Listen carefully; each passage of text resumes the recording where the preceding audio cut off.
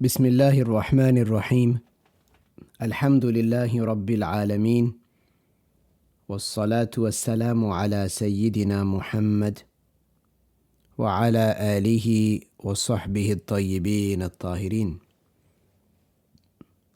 أشهد أن لا إله إلا الله وأشهد أن محمدا رسول الله. نسأل الله تبارك وتعالى أن يرزقنا حسن النية.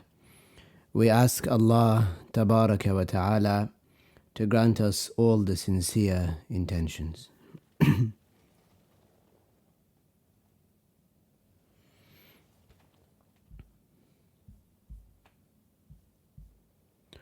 So, this is our fourth session. MashaAllah. I remind you to have the intention again and again for the sake of Allah Tabaraka wa Ta'ala, so that we can benefit from this session and sessions like it. Remember that these sessions, these breaths, they are like footsteps to our graves. Each one of us has a certain amount of steps that they are destined to take before they reach the grave. So make them count. Really make a sincere intention that you benefit from this session. Make dua that a lot of good happens. Make dua that Allah opens up my heart and your heart to matters that we have not been aware of before. Matters that could change our lives. We ask Allah Ta'ala, by the virtue of Prophet Muhammad sallallahu alayhi wasallam, to grant us what is better for us. The Nafs loves to talk. This being the fourth in the series, after the Nafs loves to take revenge, the Nafs loves laziness, the Nafs loves recognition. The Nafs loves to talk.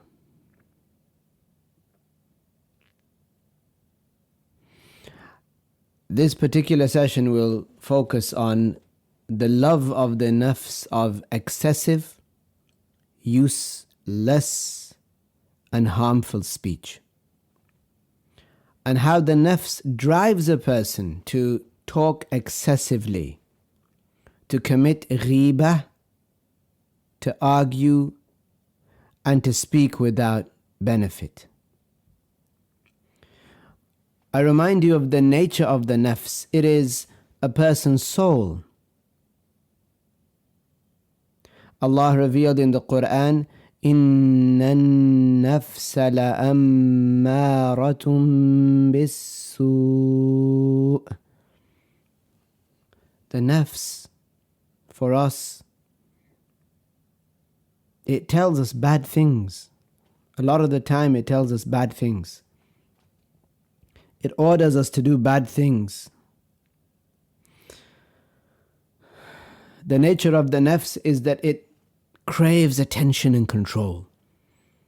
And talking is one way to dominate conversations, influence others, and gain a perceived validation.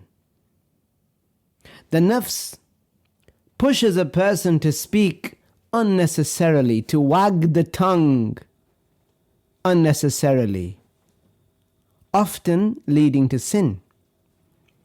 It lies, the tongue commits ghibah, it is argumentative, it is self-praising, and it is idle talking. Allah revealed in the Quran تبارك وتعالى ما يلفظ من قول إلا لديه رقيب عتيد. There isn't a word that a person says except that it is recorded by Raqib and Atid.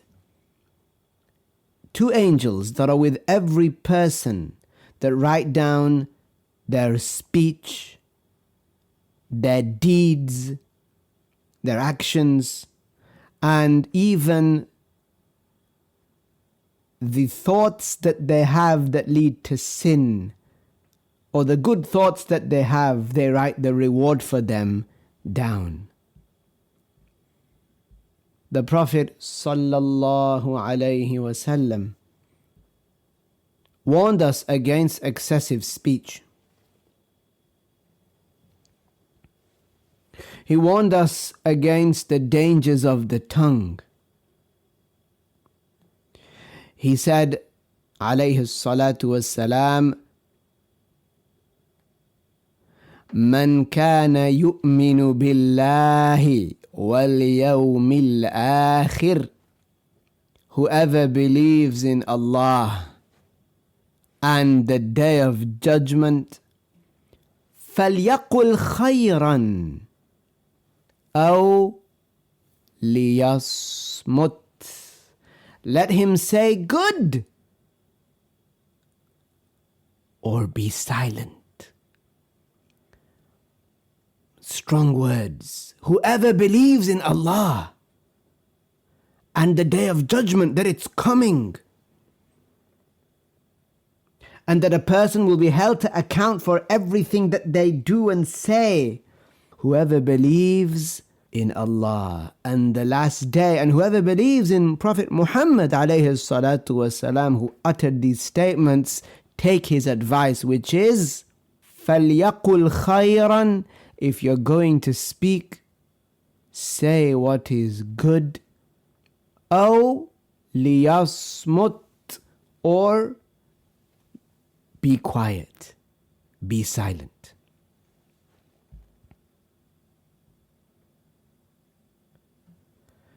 The nafs makes a person feel compelled to talk, even when silence is better. Let me share with you a hadith of the Prophet sallallahu alaihi wasallam, narrated by at-Tirmidhi. Jabir radiyallahu anhu narrated that the Prophet sallallahu alaihi wasallam said, whenever you hear a hadith, say to yourself, whatever good has been mentioned in this hadith, I want to be the one to acquire it. Me.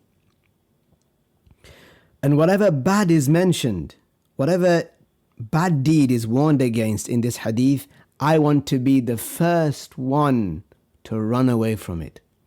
I want to be the first one to escape its evil. I want to be the furthest away from it. Look what he said, sallallahu alayhi wasallam. إن من أحبكم إلي وأقربكم مني مجلسا يوم القيامة أحاسنكم أخلاقا. He said, sallallahu alayhi wasallam, indeed the most beloved of you to me and the closest to me in sitting on the day of judgment are those of you with the best of character, the best of manners. Then he continued, وَإِنَّ أَبْغَضَكُمْ إِلَيَّ, and indeed, among the most detested of people to me, وَأَبْعَدَكُمْ مِنِّي مَجْلِسًا يَوْمَ الْقِيَامَةِ, and the furthest from me in sitting on the day of judgment. Who are these people? الثَّرْثَارُونَ وَالْمُتَشَدِّقُونَ وَالْمُتَفَيْهِقُونَ. الثرثارون, so 3 people. الثرثارون, number 1. المتشدقون, number 2. And المتفيهقون, number 3. The companion said, O Messenger of Allah, we know الثرثارين and المتشدقين. We know who these people are. But who are المتفيهقون? So he responded, sallallahu alayhi wasallam. Before that though, الثرثارون, these are the people who talk a lot. They talk a lot. Link the hadiths. You know about the other hadith of the Prophet alayhi salatu wasalam, in where he said, أكثر خطايا ابن آدم من لسانه. The most sins a person commits, the most sins that a person commits are with the tongue, through speech. So الثرثارون, to be a tharthar, to just always be chatting. Always, whether to entertain people or to complain, just always be chatting. Not saying good things, not saying beneficial religious things, teaching people, advising people. No. Just chatting. This is dispraised. The more you chat, the more chance there is that you will sin. It's simple. Simple, isn't it? If you stay inside all your life, then it's very unlikely that you're going to get hit by a bus. If you start going out every day, and even more than that, you start standing in the middle of the road, your chances of getting hit by a bus, they grow astronomically. The more you talk, the more you put yourself in the way of harm. He said, Al-Mutashaddiqun. Who are Al-Mutashaddiqun? Al-Mutashaddiqun are the ones that use their shidq. They are the ones that use the side of their mouths. They use the side of their mouths. They only give people the side of their mouths. When they're talking, they turn away from them and they talk to them from the side because they're arrogant people. That's a mutashaddiq. Some of the scholars, they mention this word al-mutashaddiq, and they say that it's the person who speaks exaggeratively, and who speaks very eloquently but with arrogance. So they might try to sound better than other people just because of the big words that they know, and even more so rather the way they say them, the way they articulate them, giving an indication, insinuating that they are better than those that they are speaking to. So not necessarily to say that they speak posh, or no, rather they exaggerate. And this is the case for some people who think they are better than others. They will speak in a way, their nafs will push them to this, to speak in a way, to articulate certain letters in a certain way with arrogance. Now that doesn't mean that everybody who does that is arrogant, of course not. There could be people among the awliya that do that, but not with arrogance. That's just how they talk, right? But the Prophet focused on this matter, and he highlighted that if it was with arrogance, if it was in a boastful way, to stretch the mouth, to articulate words exaggeratively, expanding in speech without caution or restraint. So they asked, O Messenger of Allah, we know who al-thartharin or thartharun are, and we know who al-mutashaddiqun are, but who are al-mutafayhiqun? So the Prophet sallallahu alaihi wasallam replied, he said, al-mutafayhiq is the arrogant one. who is haughty and full of pride. He said, sallallahu alayhi wasallam, al-mutakabbirun, they are the arrogant ones. They are the ones that speak thinking that they are better than other people. Some scholars said that al-fahaq means to fill the mouth with speech, to expand it, to showcase their eloquence and supposed superiority over others. That's, mashallah, that's some hadith. So, of course, now we do not want to be among al-thartharin or al-mutashaddiqeen or al-mutafayhiqeen. The forms of speech that the nafs loves are ghibah and namima. These feed the ego. Ghibah being saying something true about a Muslim that they dislike, for that to be mentioned and to say it behind their back. So it's true, they may be very tall. To say about them that they're really, really tall and they don't like for that to be said. Or that they have a gap in their teeth. They have 2 or 3 teeth missing. It's true, but they don't like for that to be said. So you're not supposed to say about them. This is haram. It's ghibah. The nafs loves ghibah. Loves to commit ghibah.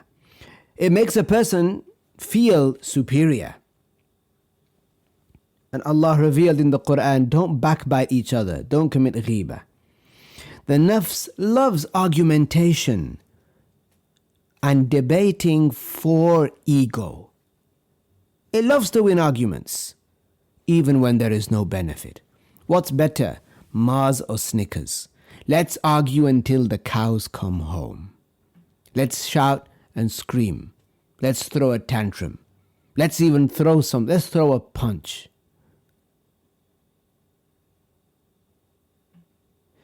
The Prophet ﷺ said, I guarantee a house in paradise for the one who gives up arguing, even if he is right. Meaning if it's something that's worldly, like this example that I gave you, or an example like this, I think this car is better than that car. I think this pen is better than that pen. I think these shoes are better than those shoes. I think Android is better than iPhone. Just to argue that point, just so that the nafs feels like, you did well there. Pat on the back. This is what the nafs wants. The nafs, you see, it's like a creature that we said, it loves to take revenge. It loves to be relaxed. It loves recognition and praise and to be put on a pedestal. And it loves to talk. This feeds the nafs. It talks, it pushes you to talk, and it feeds itself. And the nafs, it pushes a person to speak without knowledge. You know, subhanallah, today I was imagining that, imagine a person, imagine you had a trap door, okay, in your house. And there is a creature that is always trying to escape. So it's unhinged, this trapdoor. It's unlocked, and it tries to lift the latch every once in a while. When you imagine this is your nafs, when this creature tries to lift this wooden trapdoor to escape into the room of your mind, of your habits, when you see that, what do? You pounce upon the trapdoor, you sit on it or you stand on it. And the nafs sticks its arm out and you punch it back in, and it sticks its fingers out and it screams and says, let me out, let me out. You're always trying to contain it. Use that analogy. Compare that to now when you're walking outside and someone says something to you. The nafs says, go on, get him. Respond. Say something back. That's like you trying to contain the nafs there. You being patient is trying to contain the nafs. That's you trying to counter it from escaping from that trap door. You're stomping on it. You're trying. Somebody praises you. The nafs pushes a little harder. It pushes that trap door a little harder. Some people, when they are praised, the nafs gets a boost. So even though you're standing on that trap door, you go flying. The trap door comes off the hinges and off the latch. There's some people, the Muslim should be in a constant battle with his nafs or her nafs, trying to keep it at bay. Some people, however, their example is the example of you visit that room of theirs and they invite you in, they sit you down. You look to the middle of the room and you see that trap door and it's wide open. They hand you a cup of tea. Who's serving you the tea? The nafs. That creature serving you the tea. Because that person has let their nafs run riot. Astaghfirullah. That nafs is the one that calls the shots in that house, in that person. Think about that. We are at a constant struggle with our nafs, whether it's speech or otherwise. Today we're focusing on speech, aren't we? We are advised to remain silent for long periods of time, choosing our words wisely. Some words, they can land a person in kufr. Even if they didn't intend to become a non-Muslim, they become a non-Muslim.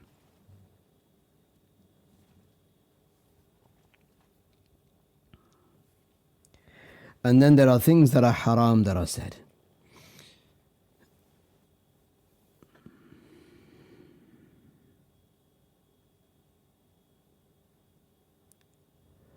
And we are told to purify our speech by performing a dhikr and reciting the Quran.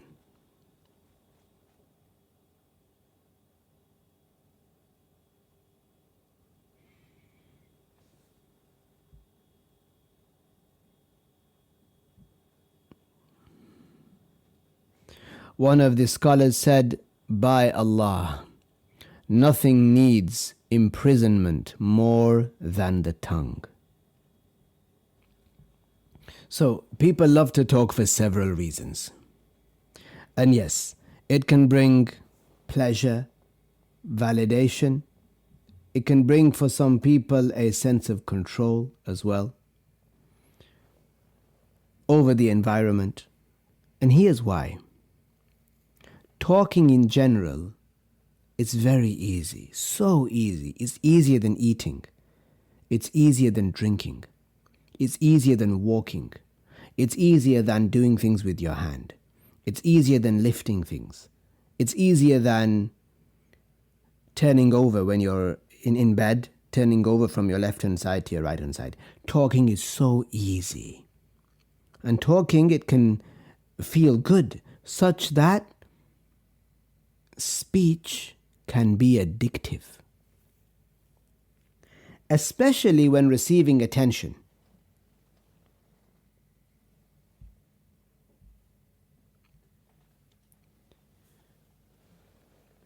Because people, a lot of the time, crave acknowledgement.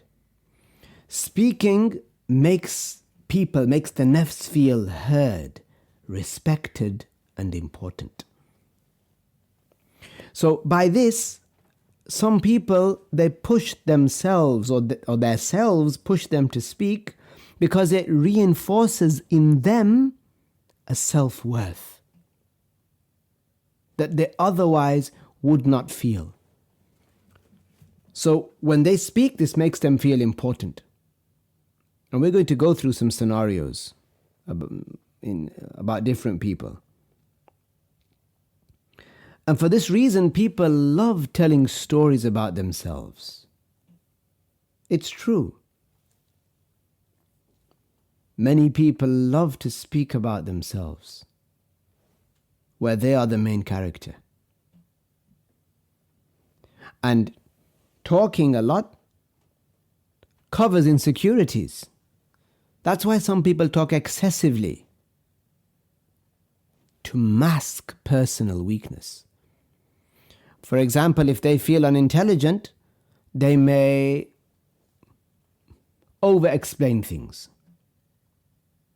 If they feel irrelevant, they may constantly seek attention in conversations. If they feel guilty because they've done something or ashamed, they may talk over others to avoid self-reflection. And this gives them the illusion of control, make them feel like they are in charge of the conversation or a situation.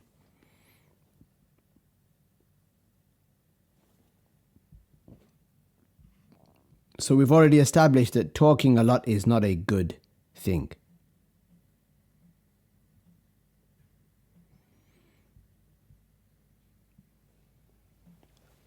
The Nafs has a subtle way of tricking a person into talking excessively. It's very, very subtle. For insecure people, which is so many people in the world, the Nafs whispers what people end up thinking are justifications for speaking a lot. The Nafs says, "Speak or you'll be forgotten."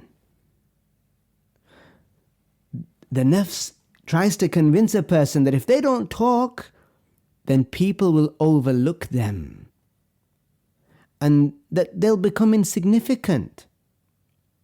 So it fuels a fear within a person of being ignored or unseen. So what do? They talk a lot. They talk a lot. And by the way, it is dispraised to teach your child to speak a lot unnecessarily. No one is saying don't teach them language. Don't teach them literature. Don't teach them how to read and write. Don't teach them how to be eloquent. Nobody is saying that. No, teach them to do that, but teach them to control it. Teach them not to speak excessively, because it's very easy. Have some control over it. In the past, in the Muslim world, if they saw a child who was not talking, they would know that this child has most likely been raised well. Nowadays, if people see a child not talking, they say, "What's wrong with him? Is he retarded? Is he late in speaking? Is he one of the late speakers? Or what is with him?" Where actually being able to speak and being silent, being respectful, courteous, upholding the Islamic manners of not talking when the elders are talking, this is something that is very, very, very good. And it is opposite to what the Europeans in general would say nowadays.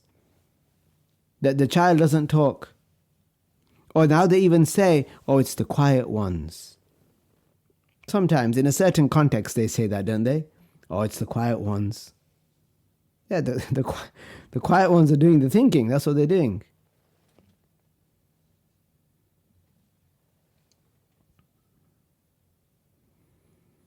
So the Nafs says, speak or you'll be forgotten. So it scares a person into submission. Say something clever so they respect you. You see how the Nafs pushes people to showing off their knowledge so that people would say, wow, yeah, he knows quite a lot. She really does know about that subject. He really does know what's happening in politics. He knows who's going to get the vote. She's so knowledgeable about the economy. People, again, they crave that recognition. And one of the easiest, biggest means to that is what? By talking. By selling yourself. This is what I know. For that purpose.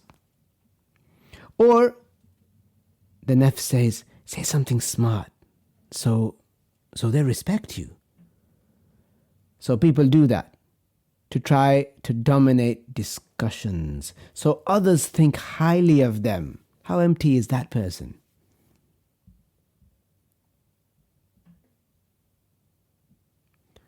The Nafs says, if you stay quiet, they'll think you're dumb.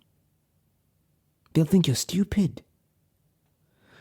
So there goes the Nafs injecting insecurity into a person, making silence feel like a weakness instead of a wisdom, which it is a wisdom. The Prophet ﷺ said, "Man samata naja." The one who remains silent remains safe. In many situations, if one remains silent, one remains safe. The Nafs says, talk more so they like you. How are they going to get to know you if you don't talk? And isn't it true that people in general love feeling accepted? They don't like being the ostracized one, the distant one.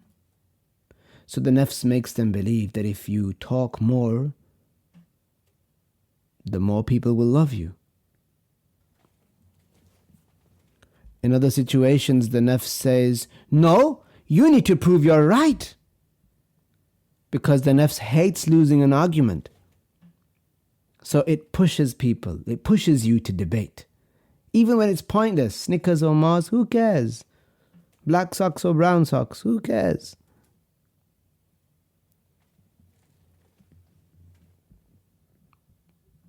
The Nafs will normalize ghibah. It may say, talk about others. It's not that harmful, it may say. You're just sharing information. So it feels like that. It might feel like just sharing information rather than committing a sin. The Nafs says, you need to vent.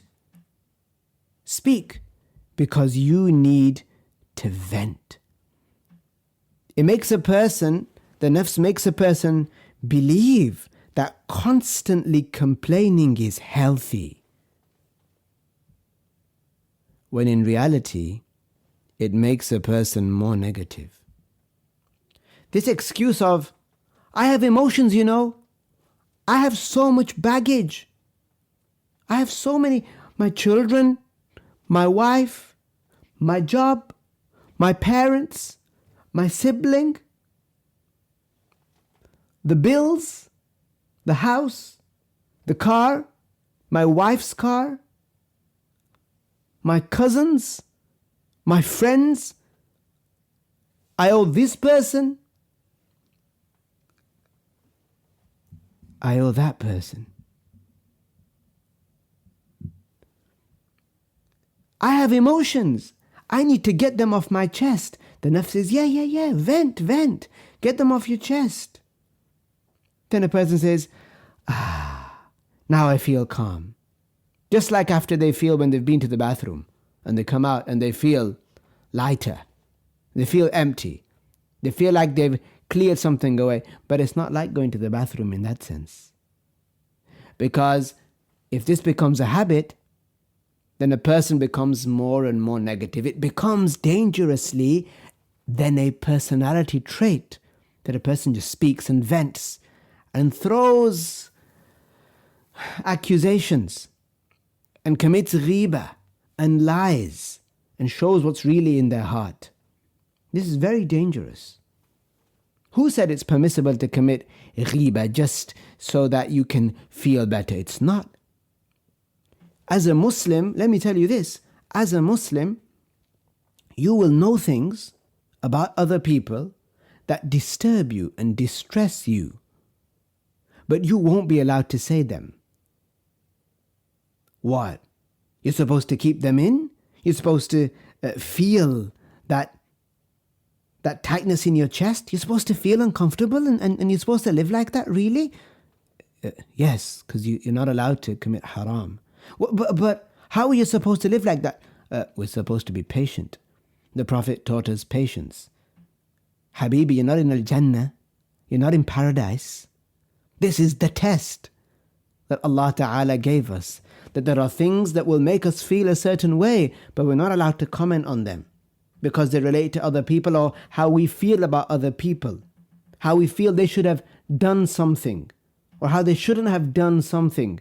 Because we're not in their presence, we can't speak about them in a bad way behind their back. If it's something true, we can't do that. You need to vent. No.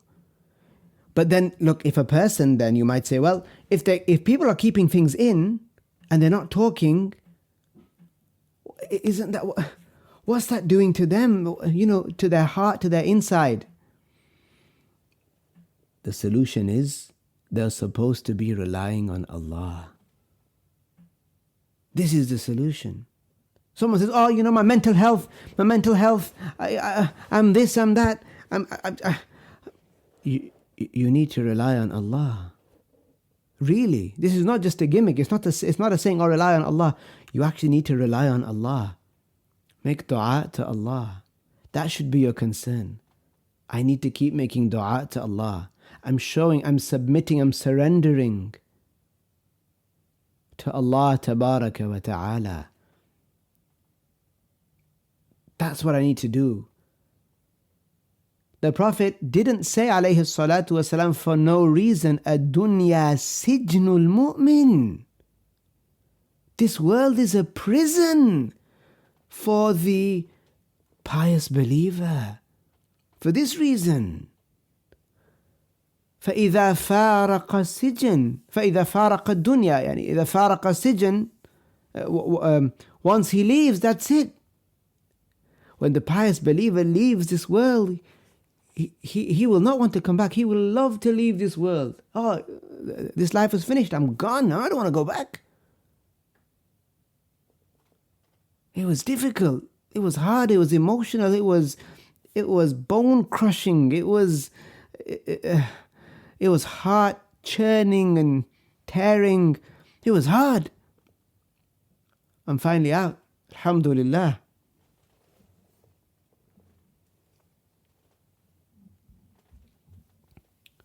You need to vent.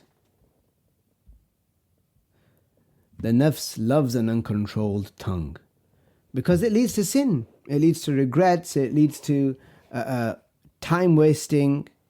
So true wisdom lies in choosing words carefully, speaking when necessary, and valuing silence over meaningless talk.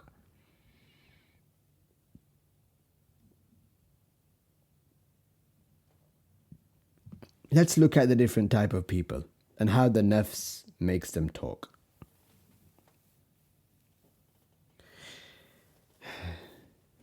Do you know, like you see sometimes people being interrogated?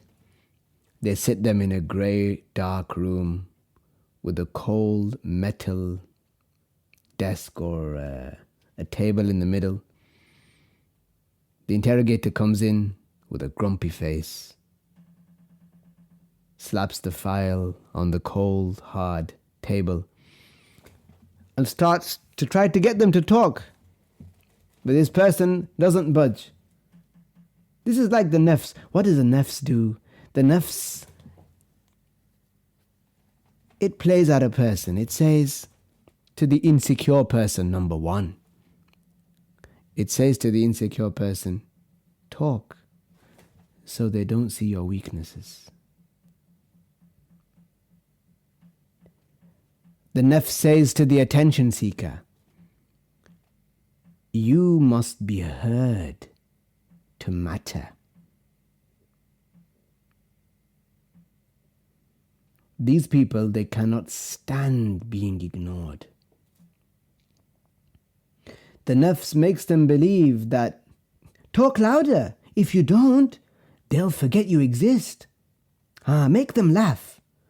Be the center of attention, even if you have to exaggerate a little.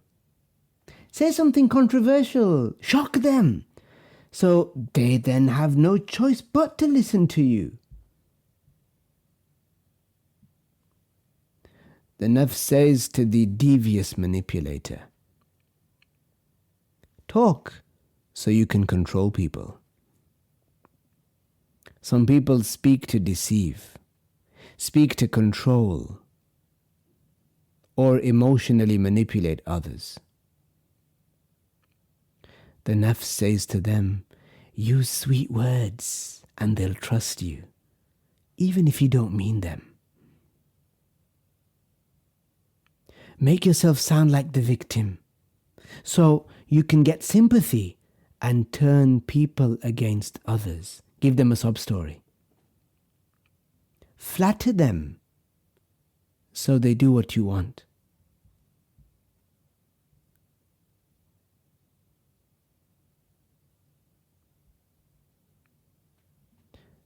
The Nafs says to the arrogant and boastful person, talk to show that you are superior.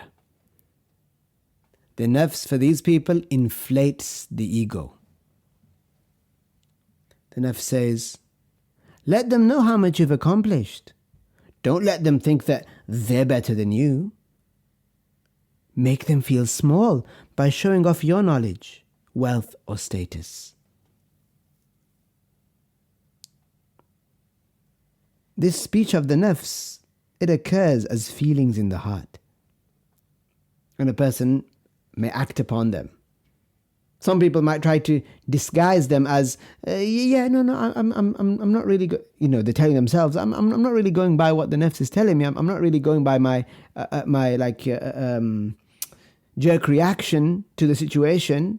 But that's what the Nafs has said. Make them feel small. They made you feel small. Make them feel small.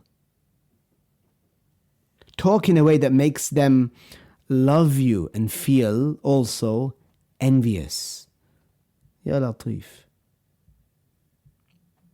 The Nafs says to the loud and angry person, talk over them so they don't silence you.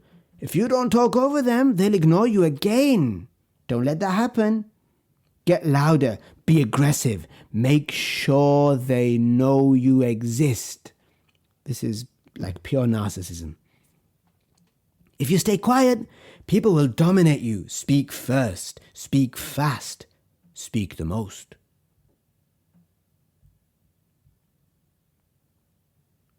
The Nafs says to some, to the flirtatious and attention craving, make them admire you.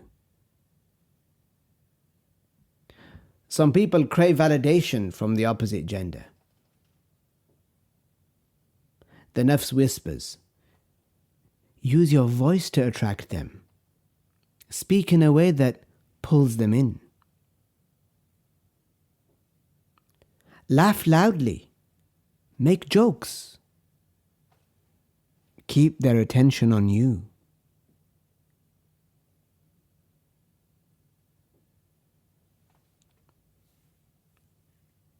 The Nafs may even say to such a person, your words can make him or her desire you, that vulnerable person. Some people see vulnerability in others, and so they pounce. The Nafs says to the gossip lover, talking about them makes you powerful. Just like that person that wants to be in the know about everything. The Nafs says, everyone is interested in what you know. They know that you're the source. They know that you are the intelligence. Spread the latest news and they'll keep coming to you. The Nafs says, exposing someone's faults makes you look better. Isn't that what it's mentioned a lot of women do? Not as much with men, this, but with a lot of women. They'll expose the fault of another woman because it makes them feel good. They'll comment on another woman's status, or they will comment on another woman, on the way she dresses, on the way her car is, on the way she raises her children. Why do they comment like that negatively? Because it makes them feel good about themselves. Ya l'shar, a'udhu billah.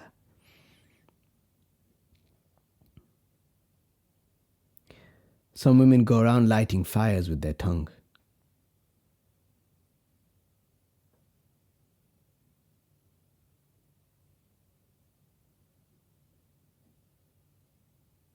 The Nafs says to the gossip lover, destroy someone's reputation with words, and then you control how others see them. Cat's out of the bag now. Even if that matter wasn't true about them, this person said it and it's out now.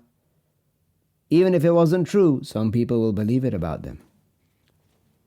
That woman that she was jealous of, her status has now in society, it seems like it's been damned. It's been lowered. It's in the mud. On the contrary, your status has been elevated slightly. The Nafs says to the argumentative and stubborn person, win the debate at all costs.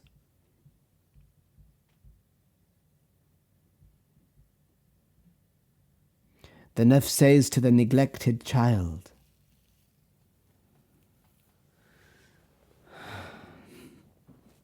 if you don't talk, no one will notice you. Your mom and dad are always busy. If you don't talk loudly, they'll never pay attention to you. Or you just need to keep talking in class, or your friends will ignore you. Or if you don't make people laugh, if you don't be the class clown, then you'll be invisible.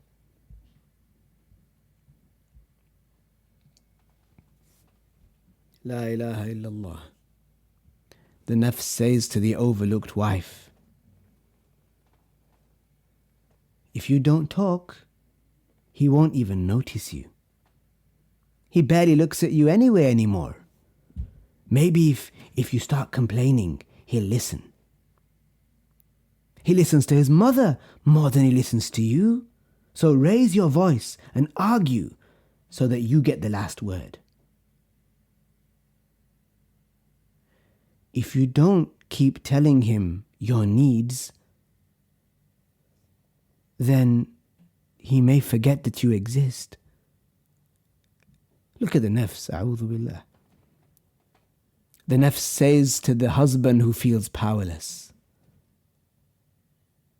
speak, at least you will control the conversation then. At work, no one respects you, but at home, you can talk over your wife and children.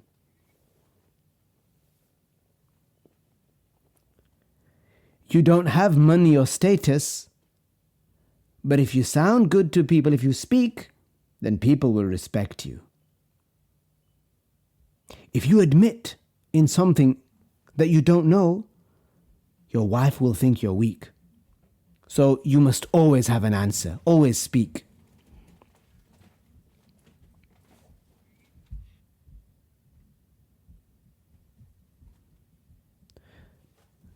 The aging parent may say, the Nafs may say to him or her, they don't visit me often. So when they do, or rather they don't visit you often. So when they do, say all you have to say.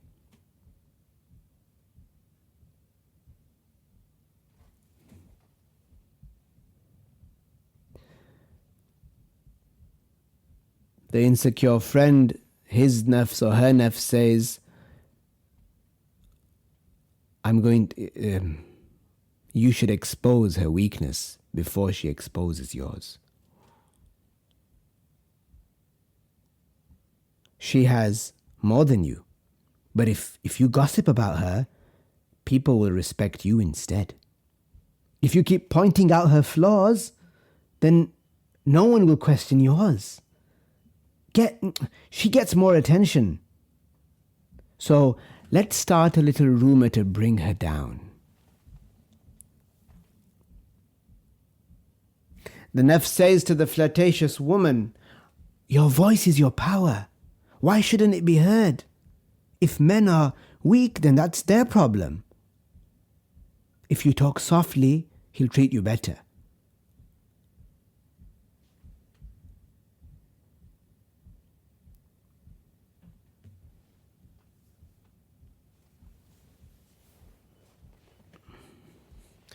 The controlling mother, her nafs may say to her, if you stop talking, then you lose your grip on them.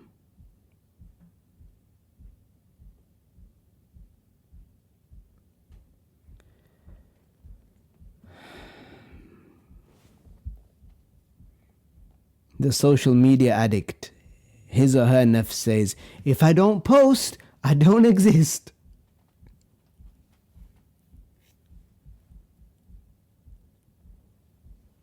They'll forget about you. You need to post something dramatic. Take a picture of the avocado you're eating.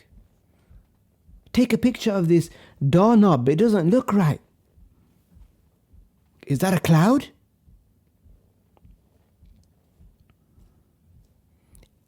Everyone else is posting. Why shouldn't you post?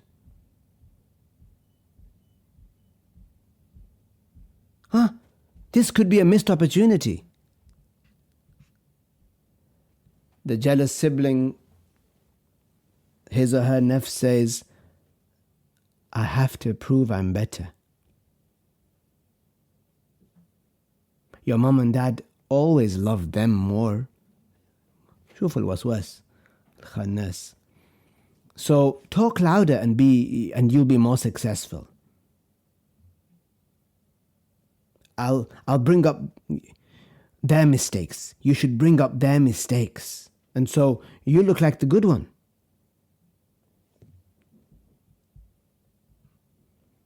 Sound familiar? Yusuf alayhi salam siblings, except Binyamin.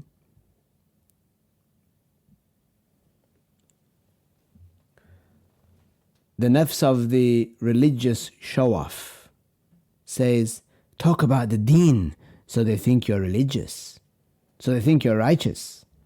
Use Islamic phrases often. Say, MashaAllah, Subhanallah. Often. Even if in your heart, you know your own situation. The nafs says, correct people in public, not for the sake of Allah, but so they think you're knowledgeable. Tell stories of charity, people will respect you more.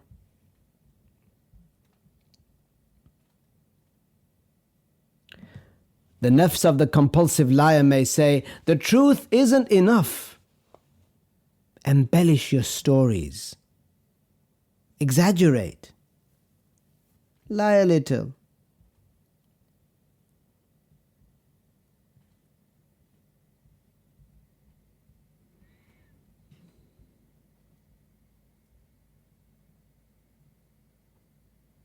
The divorcee says, or her nafs may say, you have to prove that you're still valuable. People look at you with pity. So you have to talk about how happy you are to make them jealous. You need to share how horrible your ex was so that people take your side.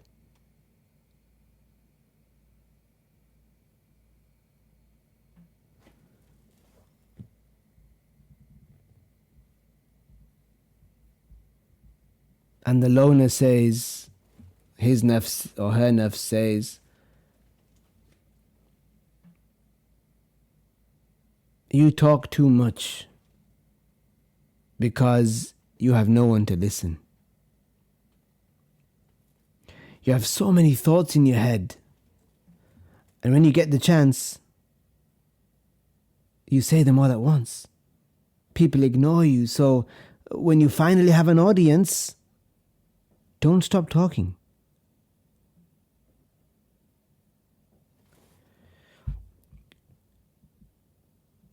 And finally, the unmarried friend who watches her friend marry, her nafs says, if I talk more, maybe I'll be noticed too. People keep asking you, don't they, why you're not married? So you overcompensate. That's what you should do. Overcompensate by talking about your amazing single life. In all of these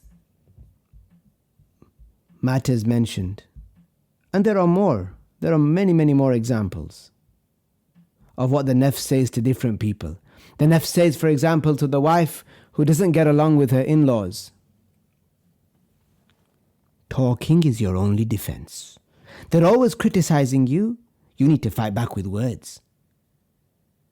If you don't keep telling your husband what they say, then, if you don't keep telling him, you need to keep telling him what they say. Otherwise, he's not going to believe you. They gang up on you, right? So talk louder so that your voice is heard. The husband who is raising the children at home, his nafs says, you need to prove that you're still a man.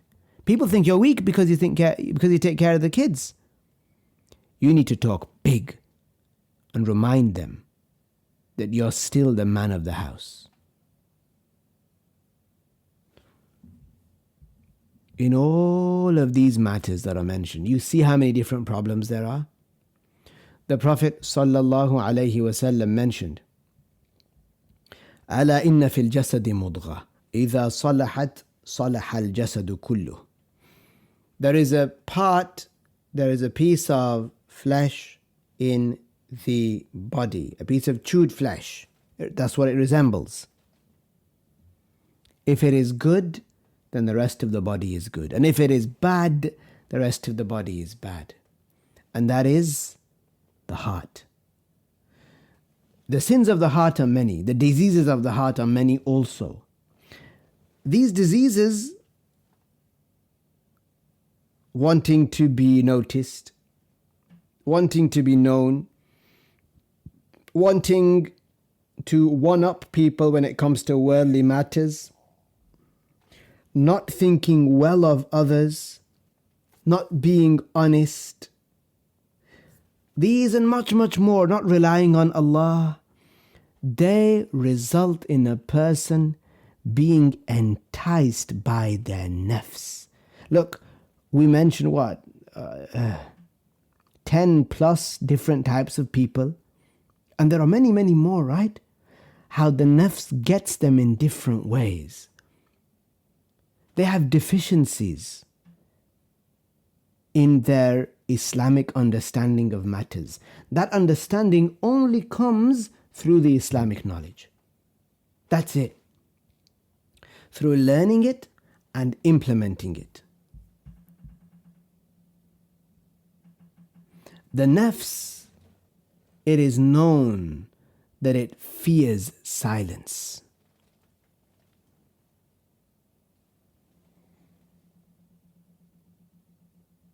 Silence forces the nafs to confront its insecurities. It's the sins that it's pushed people to commit and its weaknesses. This is why the nafs hates silence. And this is why the righteous embrace it. The Prophet ﷺ said, "Man samata naja." The one who remains silent stays safe. Think about it. If we look at the titles of the previous 3 sessions, what was it? The nafs loves seeking revenge. Think about what the nafs hates then. The nafs hates pardoning. The title of the second was, the nafs loves relaxation. So what does the nafs hate? Hard work and exertion. The third was, the nafs loves recognition and praise. So what does the nafs hate? The nafs hates being unknown, being hidden, and not being put on a pedestal. The nafs loves to talk. So what does the nafs hate? The nafs hates and fears silence. Once you know your enemy, then you should mobilize and you should fight that enemy. As the Salaf said then, it's fitting that the Salaf said, they showed you the enemy. They said, أَعْدَى أَعْدَائِكَ نَفْسُكَ الَّتِي بَيْنَ جَنْبَيْكَ. Among the worst enemies, the gravest enemies of yours is your nafs that is between your 2 sides.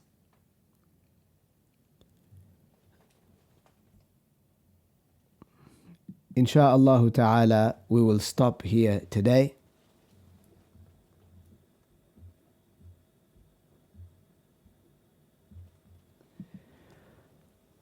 Does anybody have a question that I may be able to answer? I don't think there'll be, but...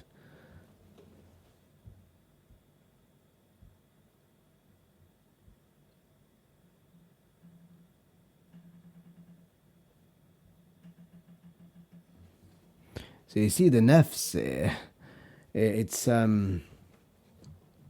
you really have to analyze yourself. And you have to be true to yourself.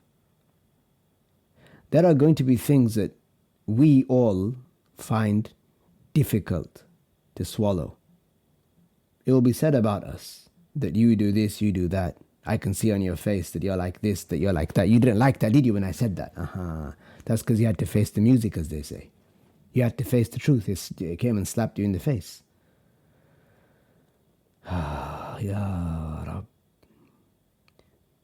You look at that. You have your nafs that can whisper bad things to you.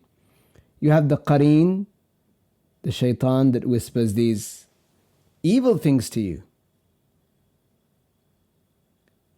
And then you have other people who, some of them, their nafs is, it's like, it's in the driving seat. So you have to work against their nafs also. So you're working against your own nafs to try to tame it. You've got to work against the qareen devil that's with you. So that's already 2 on 1. You have to then try to contend with the nafs of all the other people and the qareen of all the other people. It's like the people that you're engaged with day in, day out. It's like 100 to 1. Allahu yarhamu man yasha'. But people have done it. People have done it. They call it Tazkiyatun nafs, purifying the nafs. Riyadatun nafs, training the nafs to eat little, to sleep little. Literally starving the nafs. If somebody saw, if you personified the nafs, okay, and you put it in an example or an analogy, let's say, where you have it living with you, okay, where you have to feed it, you have to give it to drink, you have to put it to sleep, you have to take care of it. If someone saw the nafs of a pious person, they would see the pious person living at home, and the nafs would be this skinny, malnutritioned, sleep deprived, neglected, if you will, being or creature. It's just withering away because the pious person is not feeding it pleasurable things, just keeping it alive. Likewise, not giving it luxurious things to drink, bare minimum. The pious person is not praising it, is not pampering it and stroking it and saying, you're the best and you're number one. No one is like you.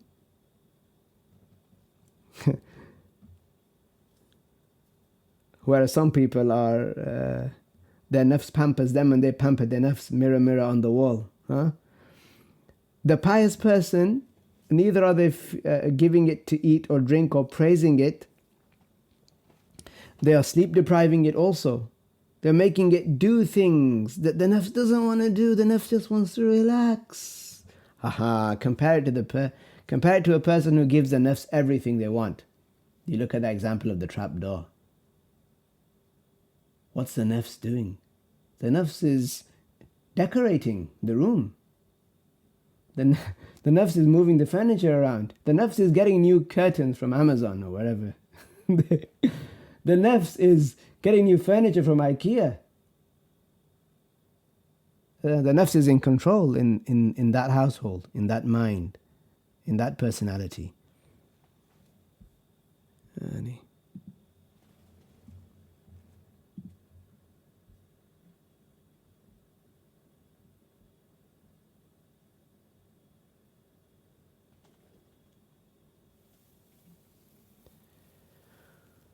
You said about a woman damaging another woman's reputation.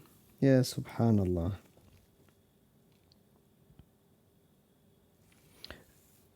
Some women, they will do that. They will speak badly about a woman who they are jealous of, either because they think that that woman is better looking than them. Usually that's the case, that it will be because that woman is better looking than them, or that woman, she has some attributes, like she has certain skills that they don't have. She might be able to speak a different language.